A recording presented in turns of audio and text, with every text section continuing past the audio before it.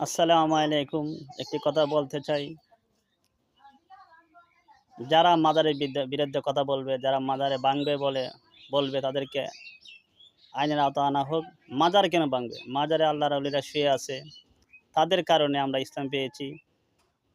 তাদের কারণে আমরা মুসলমান হয়েছি। কার দ্বারা সিন্নি খেলা মোল্লা চিল্লা না। এদেশে এসেছে শাহজালাল মুদাররদ ইয়ামানি ও তাহারি বাইগনা অর্জাৎ শাহজালাল ও শাহপরাণ। আরও আছে সৈয়দ নাসিরউদ্দিন সিপাহসালাই, আমাদের নাসিরনগর আছে সৈয়দ মিরান শাহ রাদিয়াল্লাহু আনহু। এদের কারণে আমরা মুসলমান হয়েছি, ইসলাম পেয়েছি, অনেক কিছু শিখেছি। মিলাদ কিয়াম, মাজার কেন ভাঙবে? মাজার কোনো দোষ করে নাই। যারা মাজার ভাঙবে, যারা মাজারের বিরুদ্ধে কথা বলবে, আমাদের আমাদের উপদেষ্টা সরকার তাদের